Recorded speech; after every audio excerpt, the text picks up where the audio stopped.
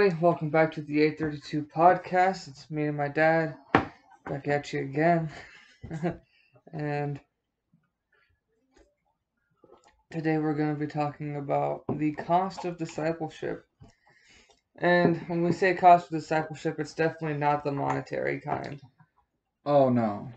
I mean, that may be something Jesus asked you to do, like he did the rich young ruler.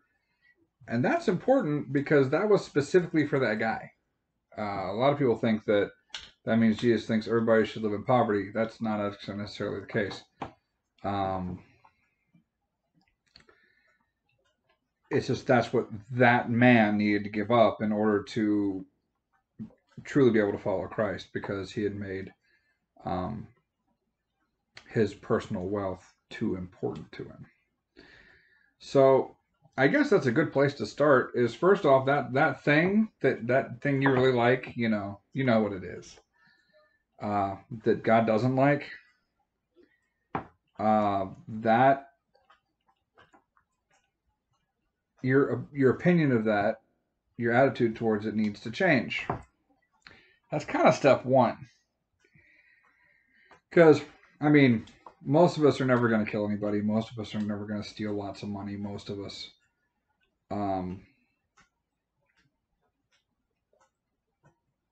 just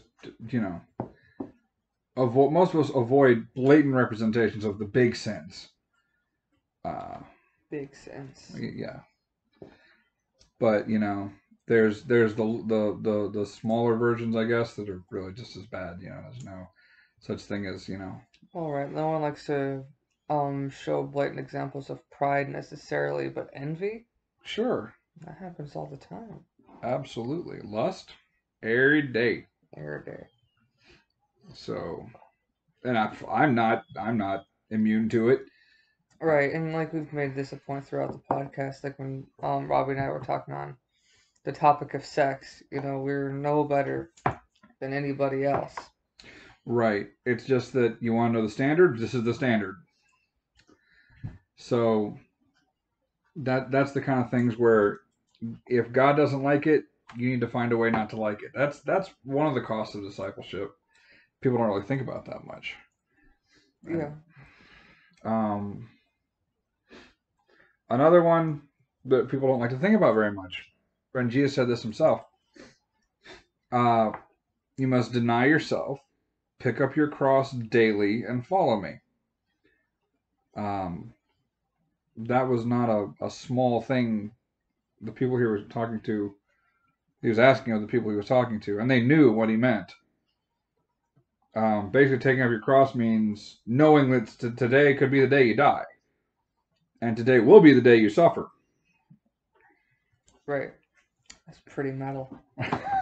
People always think of Christianity and it being like this, happy-go-lucky flowers and potlucks, which is like that's a nice part of it. But it's like it's stuff like that makes you realize like, whoa, this is hardcore.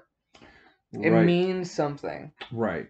It's not just feel good emotions. It's also coping with the fact. It's also glorifying God through suffering. Right. Well, and suffering for glorifying God. Right, and like those things come together. Right. Glorifying God during suffering, and suffering because you're glorifying God. Those are parts of the cost of discipleship. But Jesus does say his yoke is easy and his burden is light. Now, how does all that fit together? Well, I think, we've talked a lot on and off the podcast, where God will never give you anything that you can't do without Him. Right. So that's what he means when he says his yoke is easy and light, or along those lines. Because when you are, lean on God, you can do all the things. And I must be real. I don't know if y'all listening can tell. I am tired. I am too. I am exhausted, and it was a chore to get set up. bringing out the mic, bringing out the mugs Right. today. Making the Black Rifle coffee, hashtag not sponsored. But maybe. Not maybe. Not ever. Maybe not ever. I'm not going to say not never. But not right now. not right now. Well, here's the biggest problem is like right now, espousing traditional Christian beliefs in opposition to certain,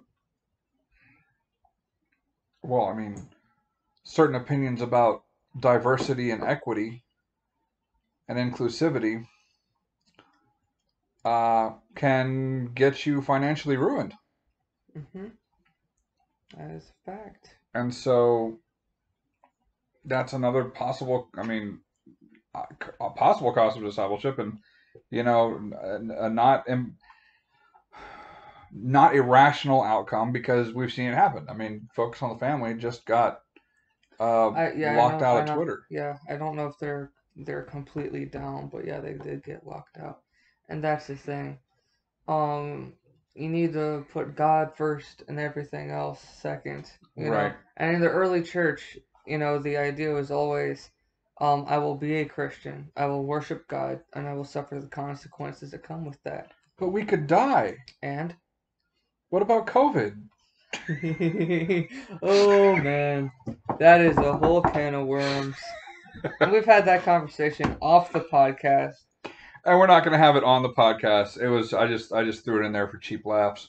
I mean, Yeah, but we could die. yeah. So it's kind of starting at the top.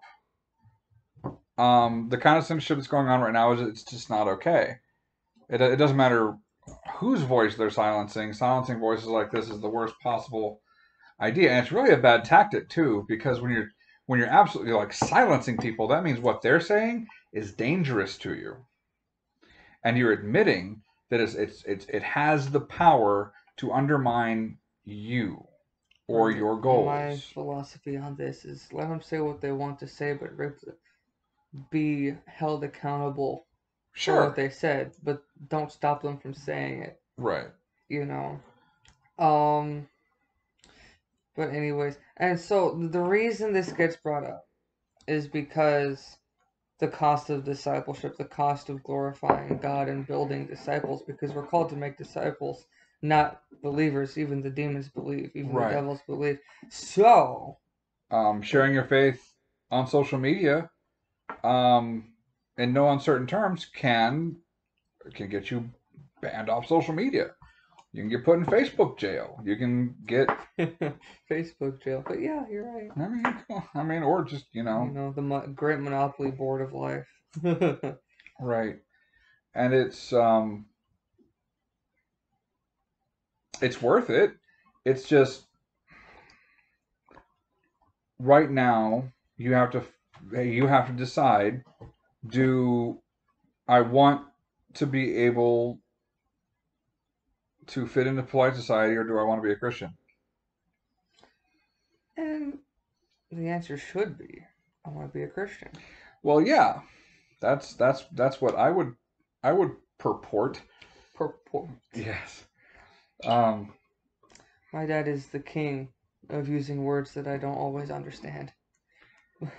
I don't mean to. It's just one of those things that Right, it's not like he's pretentious. It's just he's read things, he knows things, and right. he applies that to conversation, and I'm like, oh, all right then. That's a wrinkle. It's one of my favorite quirky sayings. Well, ain't that a wrinkle? Right. Oh yeah, I got teased mercilessly because in class something went wrong. I said, we hit a minor snag. I'm in 8th grade, 7th grade. I think in 7th grade. Yeah, I didn't hear the end of that one for a while.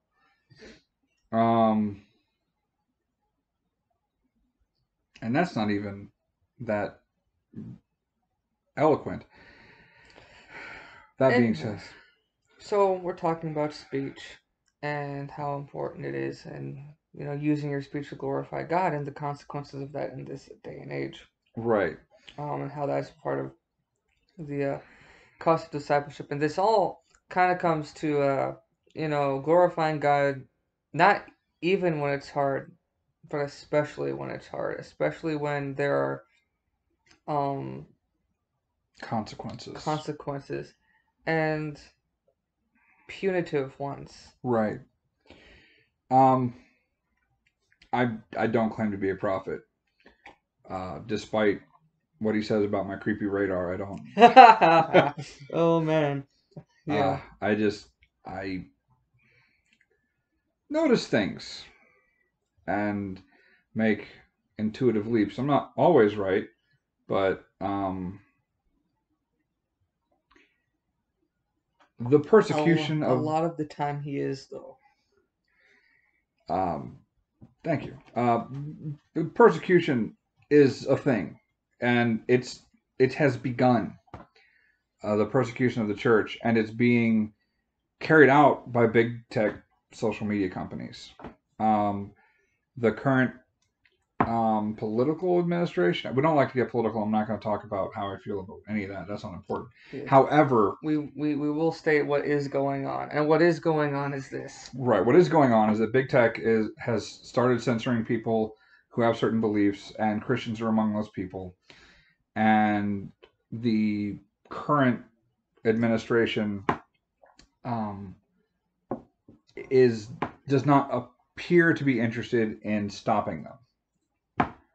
So, given that they're private companies and there have been no court cases to say otherwise, they can censor who they like, up to and including world leaders.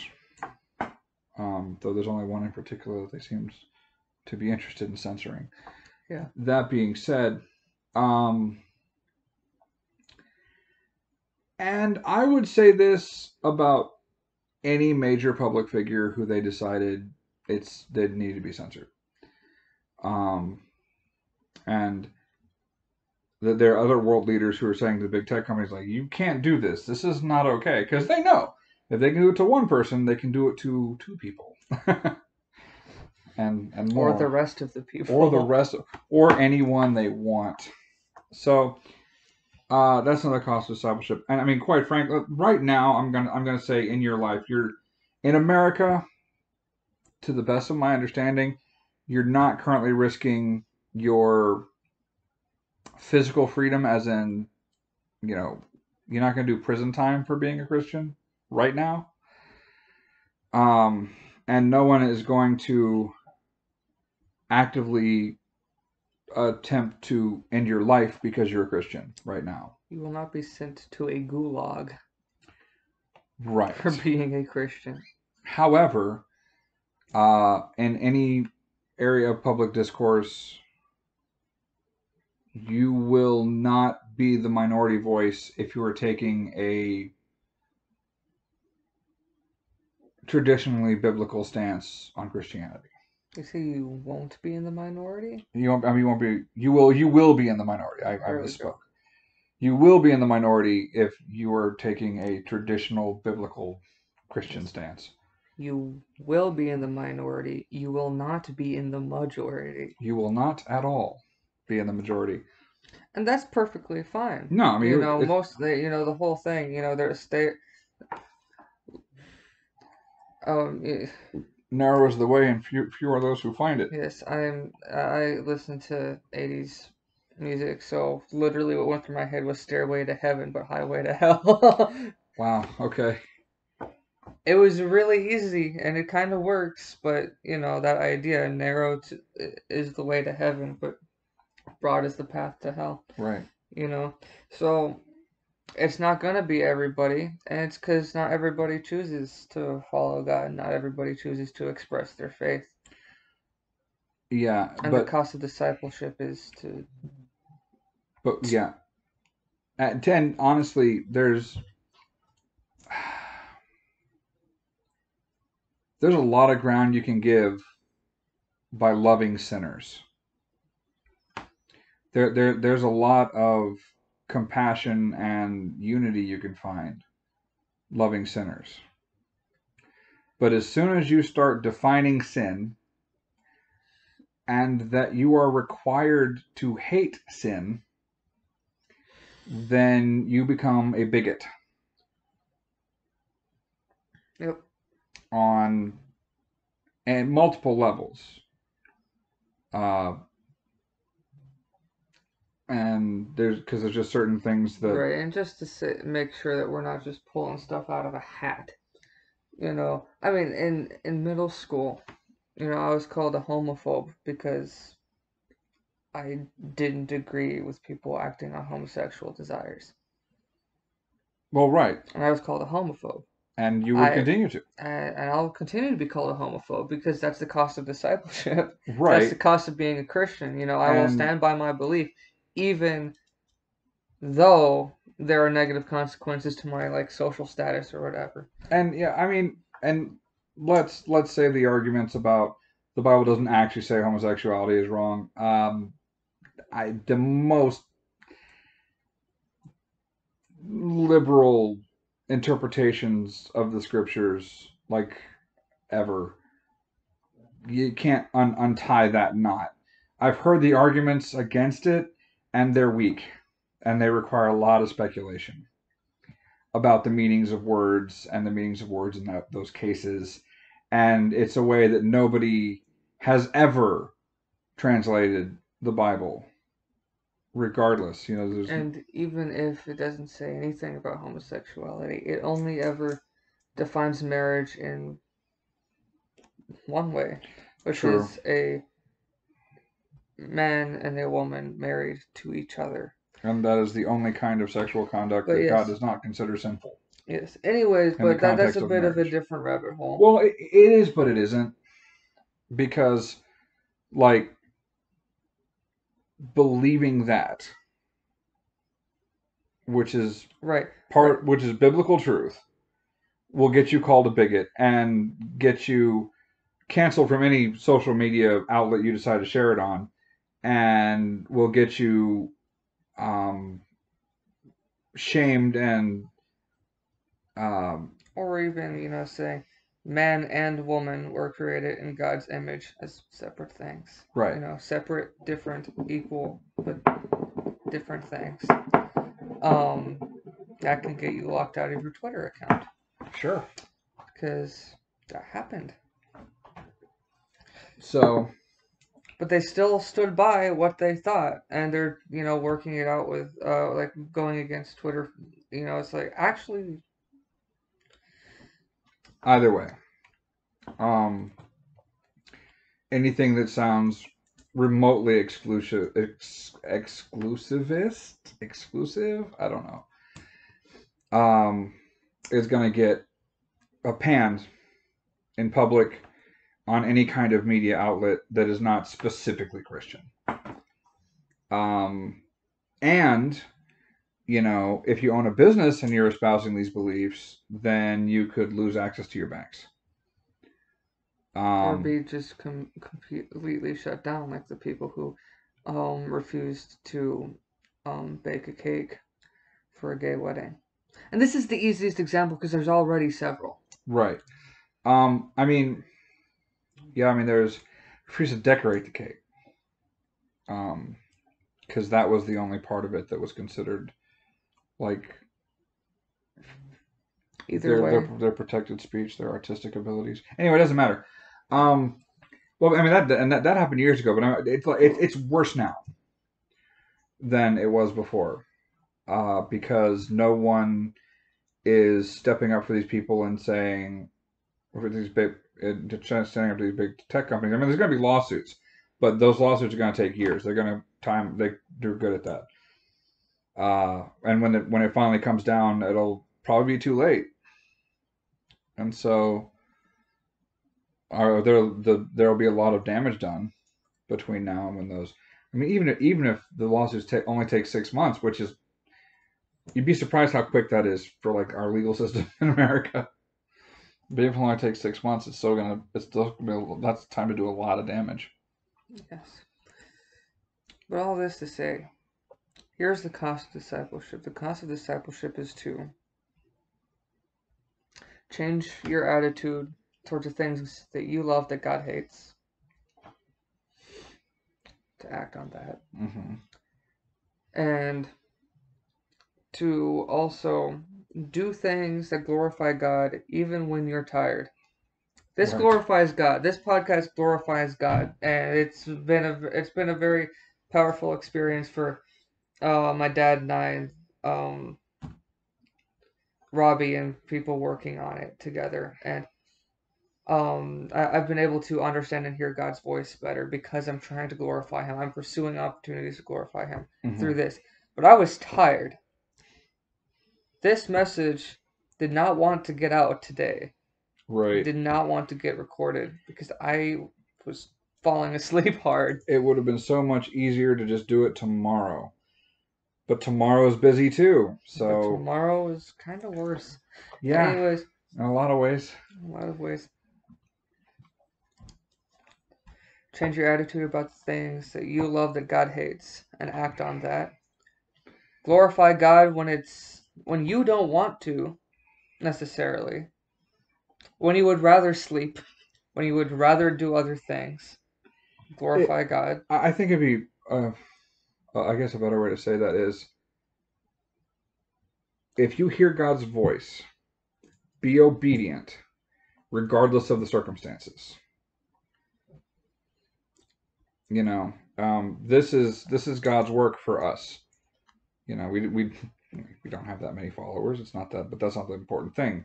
The results are God's. The point is obedience, and so we keep being obedient regardless of how we feel about it or what's going on in our lives at that particular time. This is something God has for us, and so we're going to do it. Yep. And that segues into the next bit. If you hear God's voice, be obedient despite the circumstances. The circumstances are rough Mm-hmm. nowadays on the social media platforms and whatnot. The social consequences that can come with expressing your faith, but you're called to do that anyways. You're called to express your faith anyways, despite these social circumstances. Yeah. Blessed are those who are persecuted for my name's sake. Yes. Um, and so that's considered you are blessed when that happens. So you have to you actually when I joined the army, it applies. One of my drill sergeants said, "You've got to learn to love running." I didn't love running. Mm-hmm. I learned to like it by the end of basic training, and by the end of basic training, I could run 2 miles in 15 minutes and 30 seconds. That's not the best time in the army, but it's pretty good for a 200-pound dude. I can't do that anymore. But I understood what he said. You've got to change your attitude about this thing that's hard in order to achieve success in this endeavor. So you've got to learn to love being persecuted, or at least be grateful for it. Right. This came up in the sermon last week at my church, Legacy Church, Marietta. Um, to give God thanks in all things. And there was a story that got brought up about a Holocaust, concentration camp. These people were thrown in, and they were in a horrible place. Apparently, it was one of the worst, but the name wasn't Auschwitz. It was another one. Dachau? I don't know. Okay. The name doesn't quite matter. The situation does, though.